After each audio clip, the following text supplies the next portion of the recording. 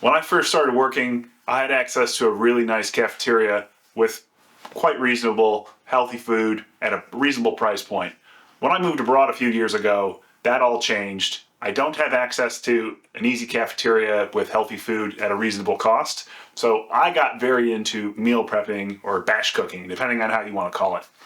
So in this video, I'm going to go over my meal prep habits and how they've evolved over the years.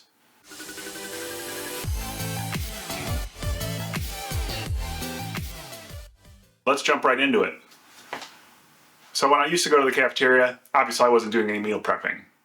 Once I moved abroad, you can check out this other video that I made about my sous vide cooker. And what I do now, and I've been doing this for coming up on 10 years, I sous vide chicken. So we're making, let's say a half pound. We're making a half pound of chicken. So it's gonna be 2.5 pounds of chicken for the week. And I do that on Sunday.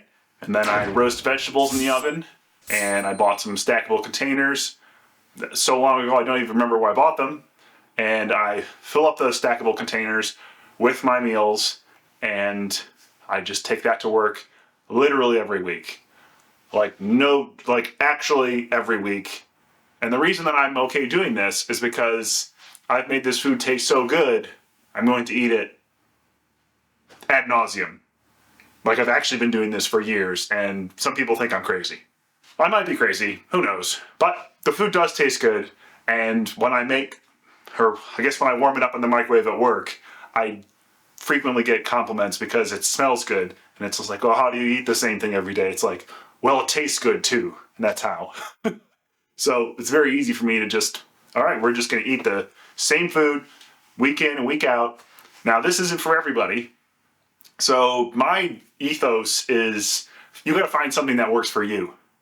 So my meal prep habits have really changed, and now it's just kind of iterating on the recipe. And I've got to a place where, like I said, I'm literally willing to eat this every week for years straight.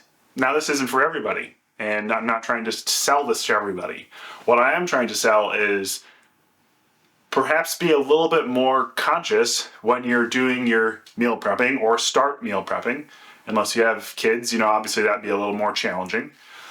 I have looked into meal prep services or, prepared meal services that you get some deliveries from them.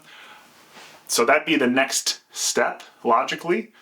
I still do like to have a bit of a hands-on approach, especially because during the week I eat a rather strict keto diet.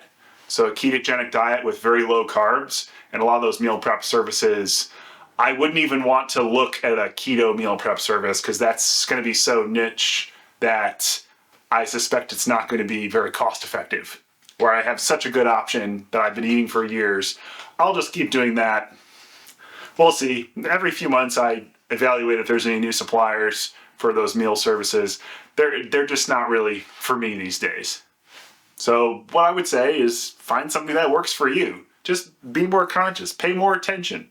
This isn't rocket science here. It's just trying to find something over time, because this, I've been iterating on this for more than 10 years, and I've perfected it for me. What have you been iterating on recently? Chuck me a comment below as to what you do for your meal prepping. I'd love to hear about it. I'm always curious. Besides that, if you're interested in the sous vide stuff, I'm happy to show you inside of the controller. Maybe I'll make a video about that in the future if I have enough interest below.